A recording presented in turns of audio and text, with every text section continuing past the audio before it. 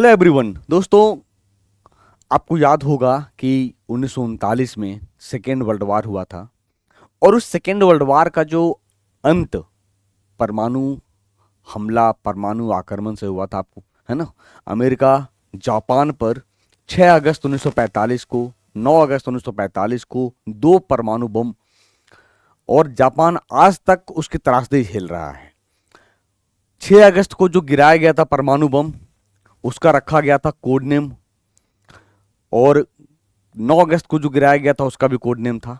तो जो 6 अगस्त को गिराया गया था दोस्तों, वो क्या था? वो था लिटिल बॉय। और 9 अगस्त को जो गिराया गया था उसका कोड नेम था फैटमैन। प्लूटोनियम से बनाया गया था वो बॉम्ब, बहुत प्रभावित, और अभी भी जापान में उसका असर गाहे बेगाहे देखा जाता है। तो अगर युद्ध हो रहा है भारत पाकिस्तान का, और अगर परमाणु आक्रमण होता है, तो क्या असर पड़ेगा हमारे लाइफ में, चाहे भारत हो या पाकिस्तान हो, दोनों। क्योंकि देखो, सिविलियन दोनों तरफ हैं। तो अगर परमाणु आक्रमण हो जाता है तो हमारी लाइफ कैसे हो जाएगी? आक्रमण होगा तो हम कहाँ बचेंगे, कैसे क्या होगा? कई सारे मन में विचार आ रहा था, तो मुझे लगा उसको लेके एक वीडियो बनानी चाहिए। तो जैसे आप देखोगे कि 50 किलोमीटर तक सिर्फ तबाही, अगर मैं पाकिस्तान की बात करूं, तो लाखों लोगों की जा सकती है जान। कराची या इस्लामाबाद में फट जाए परमाणु बम तो क्या होगा? परमाणु बम फटने के बाद हवाएं इतनी तेज चलेंगी, 10 किलोमीटर तक सभी इमारतें, पेड़ या अन्य कोई चीज खत्म हो सकती है। 10 किलोमीटर तक सोचिए। इस तूफान में आग की लपटें होंगी, आपको दिख रहा होगा इमेज में। धरती पूरी तरह गर्म हो जाएंगी, पेड़ पौधे सूखकर मर जाएंगे, यहां तक स्टील और कांच भी पिघलने लगेगा। स्टील और कांच भी पिघलने लगेगा। अब आप देखोगे कि भारत ने पाकिस्तान की मिसाइलों को नष्ट कर नापाक इरादों को ध्वस्त कर दिया।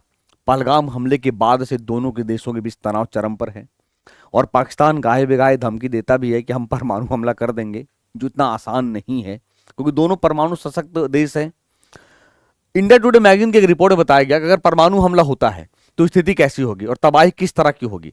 रिपोर्ट में बताया गया कि अगर मजबूत परमाणु बम फटता है तो 100 सूरज जितनी चमक होगी। एक सूरज नहीं झेल पा रहे हैं, 40 डिग्री टेम्परेचर हो जाता है तो हालत खराब हो जाती है। 100 सूरज जितनी चमक होगी। एक सूरज का टेम्परेचर 20 लाख डिग्री है, सेंटर की बात करें 20 लाख डिग्री, और 40 डिग्री में हमारी हालत खराब हो जाती है। तो 100 सूरज सोच सकते हो कितना होगा।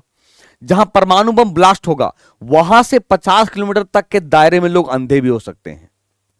50 किलोमीटर दायरे सोच लीजिए। तेज रोशनी के साथ साथ तापमान भी 10 लाख डिग्री तक पहुंच सकता है। इससे लोग और कई इमारतें भस्म हो सकती हैं। अब बताइए, अब क्या क्या मतलब करेंगे, कैसे अपने आप को बचाएंगे? अब देखोगे रिपोर्ट में आगे बताएगा कि हवाएं इतनी तेज चलेंगी कि 10 किलोमीटर तक सभी इमारतें, पेड़ या अन्य कोई चीज नहीं बचेंगी, सब कुछ बर्बाद तबाह हो जाएगा। इस तूफान में आग की लपटें होंगी, धरती पूरी तरह गर्म हो जाएंगी, पेड़ पौधे सूखकर मर जाएंगे, यहां तक कि स्टील और कांच पिघलेगा। आसमान में एक विशाल बादल बनेगा जिसमें रेडियो एक्टिव कण 100 किलोमीटर तक फैलकर घातक रेडिएशन फैलाएंगे। एक्चुअली आग से लोग मरते तो हैं, उससे ज्यादा प्रभाव है जो रेडिएशन फैलता है, वो ज्यादा हार्मफुल होता है ना। इसके बाद आप देखोगे दोस्तों कि मक्खन की तरह पिघल जाएगा स्टील। मक्खन देखियो ना कैसे पिघल जाता है गर्मी में, तो वैसे ही ब्लास्ट के पहले घंटे में करीब 2 लाख लोग मर सकते हैं, और महीनों बाद 1 लाख लोग कैंसर से पीड़ित होंगे। जहां परमाणु बम फटेगा वो जगह एक विशाल कब्रिस्तान बन जाएगा। अधिकांश ऊंची इमारतों को थामे रखने वाले विशाल स्टील के खंभे मक्खन की तरह पिघल जाएंगे, और रेत इतनी गर्म हो जाएंगी कि वह पॉपकॉर्न की तरह फटने लगेगा। रेत विस्फोट के आसपास के लोगों को तेज जलन महसूस होगी। भारत का पाकिस्तान के आर्मी कैंट पर ड्रोन अटैक हुआ, ये आपको पता ही है दोस्तों। अगर आप देखोगे कि सर ये तो ठीक है, लेकिन अगर अटैक हो गया तो तत्काल हम क्या उपाय कर सकते हैं? तत्काल उपाय की अगर बात की जाए दोस्तों, तो मैं आपको बताना चाहूंगा कि तत्काल उपाय की बात की जाए तो अगर परमाणु हमला होता है तो किसी मजबूत इमारत या फिर तहखाने या मोटी कंक्रीट की दीवारों वाले घरों में छिप जाएं, जो हम सोच ही नहीं पाएंगे। ये तो ठीक है, चलो तत्काल उपाय है, लेकिन ये मत संभव ही नहीं है।